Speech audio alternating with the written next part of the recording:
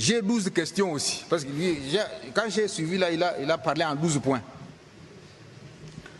Laissez-moi voir si je peux trouver un exercice de parler aussi en 12 questions. Monsieur le porte-parole. Première question.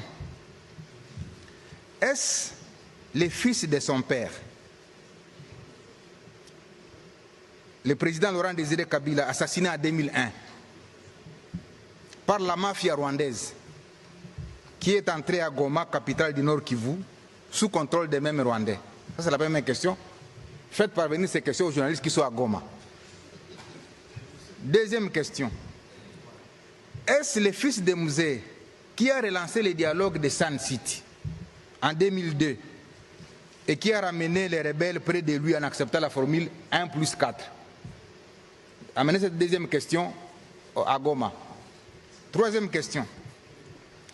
Est-ce le fils de Laurent Désiré Kabila qui a affronté et vaincu l'insurrection de Gilles Moutebousi et de Laurent Kunda en 2004 à Bukavu? Quatrième question. Est-ce le fils de Musée qui, à mon avènement à la tête de la province du Nord Kivu, comme premier gouverneur élu, a piloté les opérations contre Laurent Kunda? Cinquième question. Est-ce encore lui qui m'a demandé de résister, je l'ai dit, lorsque le 29 octobre 2008, le CNDP était à la porte de Goma? Sixième question. Est-ce le fils de Musée qui, en janvier 2009, a demandé l'arrestation de Laurent Kunda par l'armée rwandaise et accepté l'arrivée de cette même armée au Nord Kivu à travers l'opération Umo Jawetu, je l'ai dit, du 25 janvier au 25 février 2009, et consécutivement, est-ce le fils de Musée qui avait demandé au président de l'Assemblée nationale de l'époque de démissionner parce qu'il n'était pas informé de l'entrée des troupes rwandaises? Septième question. Est-ce le fils de Musée qui avait demandé à son ministre de signer les accords de paix le 23 mars 2009, lesquels accords sont à l'origine de la création du mouvement M23? Huitième question. Est-ce le fils de Musée qui a ordonné au général Etumba de concevoir l'opération Pomme Orange qui a mis fin au M23 le 5 novembre 2013, d'où mon arrivée le 6 novembre 2013? Neuvième question. Est-ce le fils de Musée qui a radié les officiers M23 de l'armée pour qu'ils se retrouvent aujourd'hui à leur côté pour sa sécurité? Dixième question que vous allez amener à Goma. Est-ce le fils de Musée qui, voulant rester au pouvoir, a inventé le terme glissement, mais finalement a accepté de céder le pouvoir en 2019, ouvrant ainsi le pays à ce qu'on a appelé la passation civilisée, la première alternance? Est-ce que vraiment c'est celui-là qui se retrouve à Goma? 11e et avant-dernière, parce que je vais parler en 12 points aussi, 12 questions. Est-ce le président honoraire qui a été salué à travers le monde pour son sens élevé des meilleurs élèves de la démocratie, malgré son jeune âge et son passé militaire, ce qui pouvait nourrir en lui l'ambition de se comporter comme ses voisins qui ont plus de 30 ans au pouvoir? Et 12, enfin, est-ce que c'est cet homme, jadis considéré comme grand esprit, qui se trouve réellement aux côtés de ces bourreaux d'hier, c'est les bourreaux de la population, qu'il a dirigé pendant 18 ans, avec plus de 5 millions de déplacés et de réfugiés victimes de la barbarie du M23? Est-ce encore lui qui a pleuré le colonel Mamadou? Est-ce encore lui qui a pleuré le général Baouma? Non. Est-ce encore lui qui se souvient qu'il y a eu 10 000 morts à Goma, qu'il y ait eu 5000 morts à Bukavu, est-ce encore lui? Voilà les 12 questions que je vous prie de ramener à Goma pour voir s'il y a...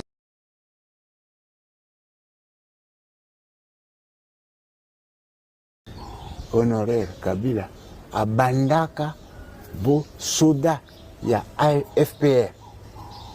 FPR, c'est-à-dire Force Patriotique Rwandaise. Mon continent Zaki James Kabarebe, mon continent Zaki Kagame. Leloyo. Est-ce que Ami Sikoli na bokonzi babango? Azaki na FPR en tant que Rwandais ou en tant que mercenaire?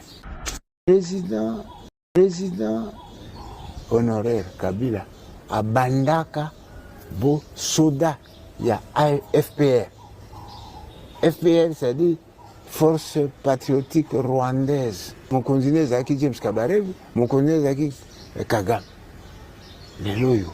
Est-ce que Ami Sikoli na bokonzi babango? Exemple ata ya des généraux pamba. Ya Mobutu o tozana ba mais Mobutu atika bango ba généraux te. Mobutu atika bango ba colonel ba mususu bazaki ba major. Dans la Johnny Luboya Kashama, gouverneur militaire ya Ituri. Combien de fois l'M23 a tenté d'entrer à l'Ituri à Zokokate, mais Johnny a tambola kana 5 gardes du corps ya pamba. Mais Mobutu atika Johnny Luboya Kashama major. Dans la major Mobutu atika la biso. Les lois générales. Mais M23 basali ba plan nyonso. Ba koki kokota Ituri te. Et c'est ça les militaires. Basoda bangwana Mobutu atika la biso. Mais Kabila n'a pas laissé l'armée ici au Congo. Kabila n'a pas laissé l'armée. Constant Ndima, Ouazalaki gouverneur militaire ya Goma. Non, mona ba combattant et pas ba kabiliste, ba généraux ya Kabila. Bo Constant Ndima alongwa Goma, bazongisa Chirimami, babanda kosala ba aventure na bango. Constant Ndima kolongwa longa kaka na Goma. Oyo kebe village boyekoye. Village boye. Mais quand Constant Ndima était là, au moment où Johnny Luboya Kashama et tout, a kangi même de mercenaires français. Même des mercenaires français, Johnny Luboya Kashama kangi ba. Tout groupe rebelle les hommes mécana et tout, Johnny Luboya Kashama s'en chargeait là-bas. Et c'est pour montrer que c'est celui-là un militaire bien formé. Oaza bien formé. Mais Kabila qui nous sort dans les néants, il nous dit Atikela Kibiso armée moga bien. Tika comme la diam bandego. Ah, tika comme la diam. Parce que ba ferme nyon so Kabila il paraîtra que ba ferme na nyon so diam bezala vraiment un hectare. Na ba raté siko Kabila za milliardaire, multimilliardaire. Siko alona ka diam ba pona ko kendo te ka to ko salani. Ou bien zala ka koler ça ba éléphant. Ils ont préparé quelque chose pour les Goma. Bon, là, on a très bien. Ils ont préparé quelque chose pour Goma. Ils ont des plans. Le premier plan, au moment où ils ont attaqué dans le quartier, Batubakimi, Bakei Kozwa Batuti, les Tuti Power, Baye Kokoti Sanagoma, Bapesi Bango Bandako Oyo Bakongole Bazokimi. C'est quoi les plans? Bon, là, on a très bien. Yo Moutoza à côté de Machaki Tivanda. Yo Moutoza na salon Bongama Siko na Kichota la TV na Obia. Leur plan, c'est quoi? Ils ont voulu maintenant remplacer les Congolais par les Tutsi Power. Bayebi bien que Bitumba et Kosila. Parce que Kagame, Museveni, Bazana mission. Avant Bakota Mabele, Bakoufa, il faut baloquer là-bas tout espace moko na kati Afrique. Parce que les Tutsis n'ont pas de terre en Afrique. Il faut créer maintenant un espace pour les Tutsi Power en Afrique. Ils ont jugé bon de prendre l'espace du Nord Kivu pour donner aux Tutsi Power. Et ça, c'est Museveni et Kagame. C'est ça leur plan. Et Moutouba Pessi mission a exécuté mission c'est qui? C'est Kabila. c'est Kabila. Voilà, on a très bien. Et maintenant, er bazo qui misa batu na ba quartier na Goma, bazo zwa batuti ba eko cha na Goma. Avec quel plan? Er bitumba eko sila. Batu oyo bakimaki bitumba babandi kozonga. Aya komi akutinda kuna ye Rwanda akoti na kati. Akobanda kosala désordre ndako eza ya ngai. Batemwe pe bakobima bakonfirmer ndako eza ya ye. Ba Rwanda na siko bakosangana bakosala bloc. Bakobanda kocha makelele. Bazo bengana biso to vivaka wana Goma, comment bakomi ko bengana biso. Le comité international va se soulever. Bakote les ma pour dire maintenant aux Congolais non. Ndenge ba vivaka na bino. Lelo bozo bengana bango, bolukela bango espace bavanda. Bako imposer na gouvernement central, balukela ba tout power na place bavanda. Et maintenant les tout power, parce que soko tali Kagame na munoko nae, balobaka na batu nae. Balobaka nini? Balobaka keno toyaka na Congo pour na sécuriser les minoritaires. Les minoritaires en baza banani, les Banyamourenga. Mais Banyamourenga bazalaka na Nord Kivu te. Banyamourenga bazalaka na Sud Kivu. Et sikoyo bango ba Rwandais na Nord Kivu bayaka kosala ni. Leur plan est de récupérer Nord Kivu et le donner au Tutsi Power. Er bakobanda sikoyo ko insister ba pesa bango espace. Les Tutsi vont se choisir place bango moko. Boyebi place bazala ngo posa e comme partie na bango ya ba Tutsi Power. Rubaya nde place basali confisé. Rubaya wana yeko ma ya bango. Place mwanga chuchu achaka base na ye. Place ba minéraux stratégique ya Congo ezali wapi na Rubaya. Bakovana na Rubaya. Nde omoni bakei libanda ya Congo kosala ba film, ba théâtre na bango. Ils ont allé maintenant conscientiser des Congolais aux États-Unis d'Amérique. Les Congolais, il y a Nord Kivu, il y a Sud Kivu. Bandeko bazana Nord Kivu na Sud Kivu. Boye ba bandeko na biso ba Congolais bazoyana, bazana mission bazoyana ngo. C'est quoi leur mission? Bola nanga très bien.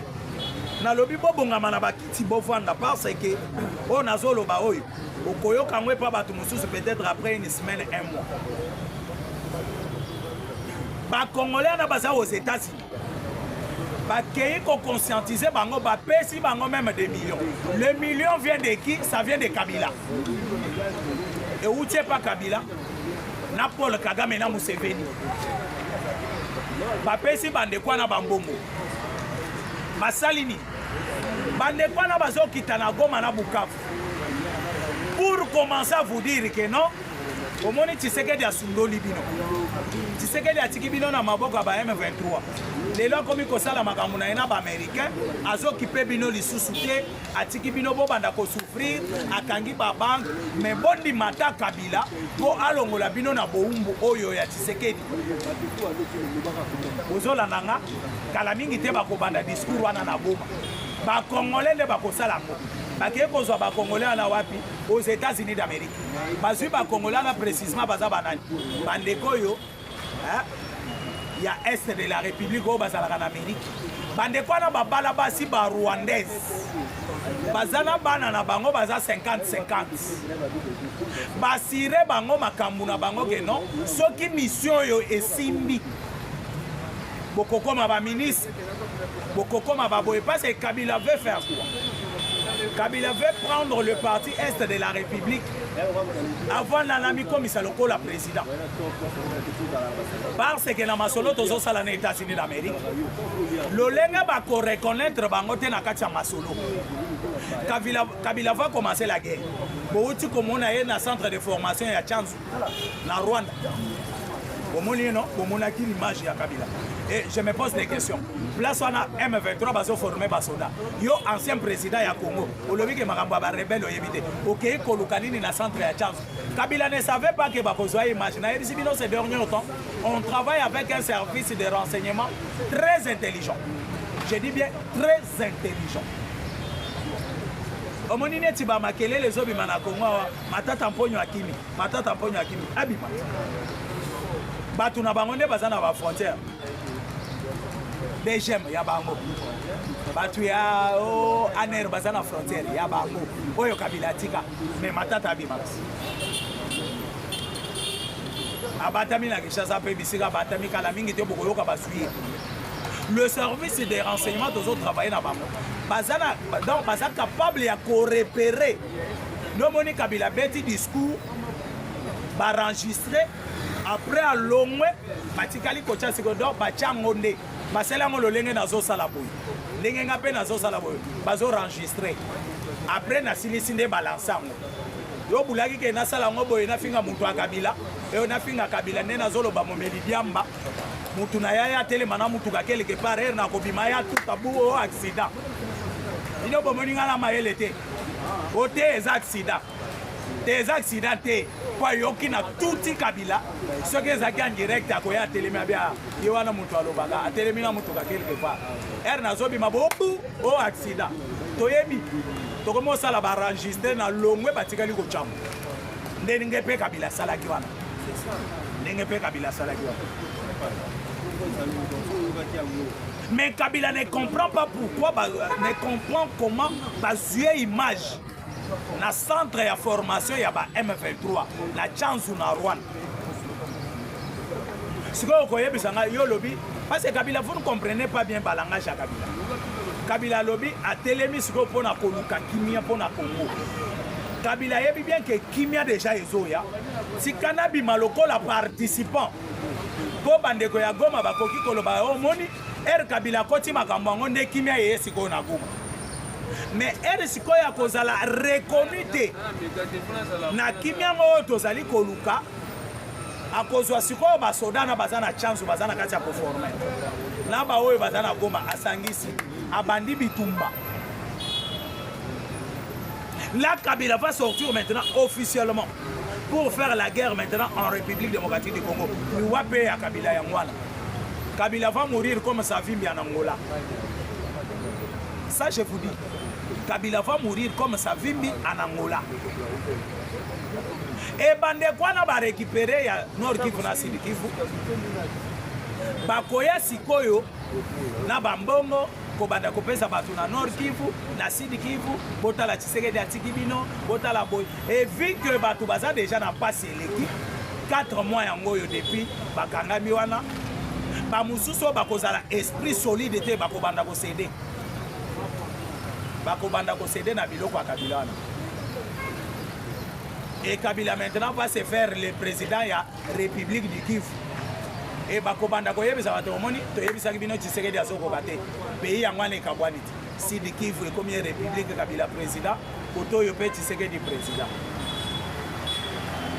Et l'orgueil ezali ko sala bango, c'est les minéraux de l'Est de la République. Mais baza siko na kati ya mbutu bayoki ke le minerai le plus recherché. Oyo ezali na nini ya makasi eza na Congo central. Bandeko botu na biso bato tokendaka est wana tokendaka baboyi. Des fois na komaka na Goma je me pose des questions. Bangomba oyo eza na Goma onde na monaka pe na Congo central. Mais comment bangomba oyo ebimisaka minerai ya Congo central ebimisaka eloko te? Zoka réponse ezaka ke panzamba ebisanga yo o raisonner ni. Minerai eza na Congo central eleki ya est musika. Le minerai le plus recherché est dans le Congo central, na Luozi, na Kimvula. Et le Congo, Monica Tumbi est raqué aux États-Unis d'Amérique. À quel moment ça va américain? Famille Tshisekedi basilisi minerai nyonso à Congo. Famille Tshisekedi basilisi minerai nyonso bope sambongo na bino ya pamba. Minerai za lisusu te na Congo. Américain ba yebise vanda parce que carte à Congo ba tchéli ba peliseli ba écran ba bando la kisa au province ni o yebi ngo be o eza Congo central habitala ba minéré na Congo central tala ya est tala ya Congo central minéré ni eza les plus recherchés dans le monde o ya Congo central ba yebise telemo za ventilier ndeko bengana boyoka ke ba bengana ka tumbi aux États-Unis d'Amérique ba yebise aux ventilier et ba kena ye plus loin. Il y a des provinces où bino bobandaki ko chakate bobulaka ke kuna eloko ezate parce que Congo central biso to bandaki ko buleka rapport ya matadi Zoka Congo central, Belge azalaki kizengi te raye na Congo, omoni Belge akangami kaka na Congo central. Belge akangami kaka na Congo central. Biso to comprendre te. Tolobi ba na mayo yo, balingi ko vanda ka na bangomba oyo. Ou bien bazanga posa ba mona kaka ka océan. Zoka ba yebi makambo eza na Congo central. Ba ye ko chela e bandundu. Ba yebi se que tu sais Congo ezana combien de blocs pétroliers?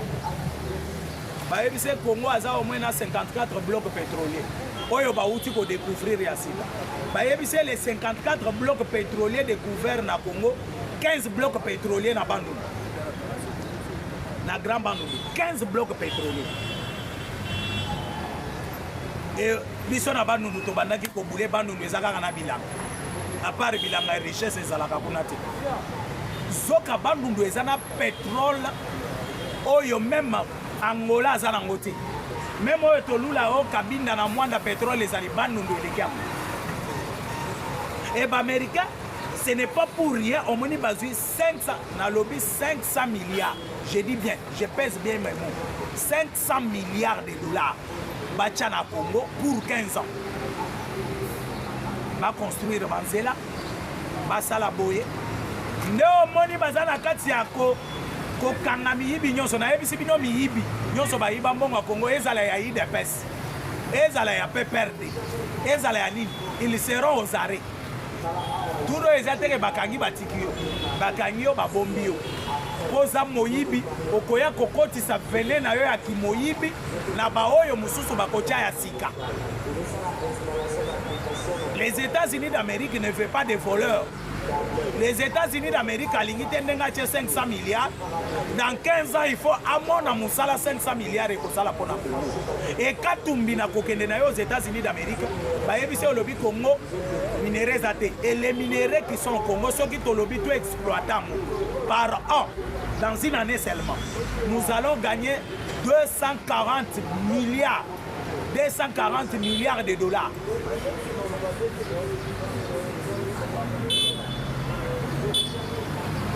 Oyo ekozala divisé 12-12.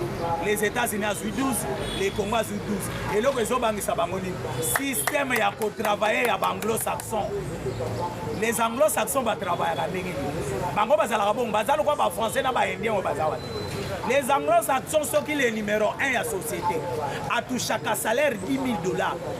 Les dernières personnes à cause de 10% y a numéro 1. Donc, ceux qui ont stani, la société est déjà $100 000. Nous avons un sentinelle dans la porte de toute sécurité. Nous avons $10 000 et assis. Nous avons un sentinelle dans la société, même dans les États-Unis, mais as un patron. Nelo que zo bangi sabaka tumbi bakabila. Balobi soki Congolais comme un niveau oyo. Ba Congolais ba kolinga lisusu Tshisekedi alongwa na pouvoir. Parce que les anglo-saxons bazalaka logique. Balingaka biloko à gauche ou droite. Les lozo mona bandeko bazo sala ba gardinage et pas ba indien. La fin du mois aura combien? 120 000. Bongo akomela masanga na ba. Mais mon oiseau là la libanda. Azozo ba risque nyonso ya vie na ye. Azozo ba risque nyonso ya vie na ye. Pona 120 000 francs. Omoni mutu baye na tongo baye bisie. Mata mutu. Bakei ko sala rassemblage ya bambongo. Azana munduki na maboko te. Appartenant kolia liete nzala soki ya une semaine azana ngo. Babandi ko kongola mbongo nyonso na mutu ya vandu ana. Sikoyo yebi eloko ebomaka biso ba congolais ani. Babenga maître. Ah, boni. Maître. Mais maître ana so babeti ni kofi na machua. Azate. Nazo kufela combien? 120 000 francs. Azozo ba risque ya ko kongola plus de $500 000 na Kinshasa.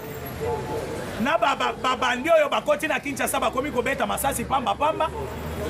Peut-être ba kale mutuka na babomaye likolo ya 120 000 francs. Oyo ki peut-être nga bafutaka nga bien, bafutaka bien combien? $100. Mbongo bana ya ba kamere, bana ya banani, oyebi bouteille moko ya champagne. Na rompo forest comme en Congo ton acheté ma. Bouteille ya Moet Brit, c'est $250. Bouteille ya masaka. Mais au moins bana bato na baso kota kuna a payer 10 bouteilles.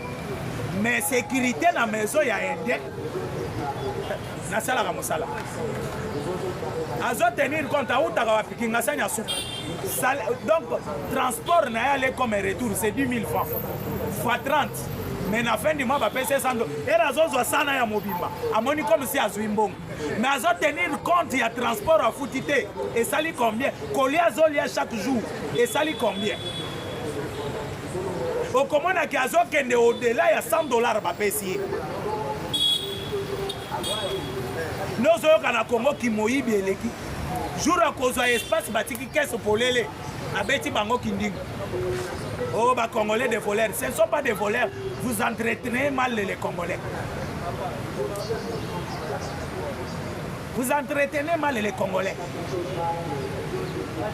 Et les lots,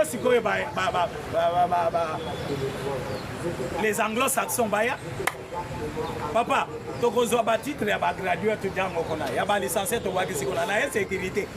Tu as 5 000 ici. Pour les anglo-saxons, beaucoup de kobebisa oyo bango bayo yebisa eteke omoni bato pesa bango ata $500 bakobandozwa. Les anglo-saxons ne sont pas comme ça. Ce komoni ba américain balobi ke bakolandela même bato ba détourna mbongo ya 30 ans passé. Bazolinga sérieux moko boyo kota na makambo mbongo na Congo.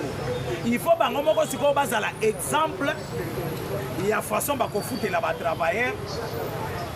Parce que oyoki balobi 50-50 mais biso tolekeli bango maye tolekeli bango maye le ponani bango bakozwa 50 na 50 na bango bakofuta ba Congolais bazo engagé bakobanda kofuta ba taxe ya l'état na 50 na bango wana okomona ke batika la tana ba 35% 15% ekokende na ba dépense biso tozwi kamare ya mobimba nde oyoki ba pays africain oyo baza conscient balobi ke non soki Congo lelo makambo ebongi Afrique mobimba tokobonga Afrique mobimba tokozwa ascenseur. Je pense très bien que Kabila atika ko distraire ba Congolais va construire mboka na bango. Le Congo appartient aux Congolais. Le Congo, le président de l'Assemblée nationale à Côte d'Ivoire, il vient de confirmer que Kabila c'est un Rwandais. Mais il y a intérêt dans le Congo pour aller au Bango. Intérêt dans les amis. Intérêt à président de l'Assemblée nationale à Côte d'Ivoire dans le Congo. Et ce comme on dit, c'est président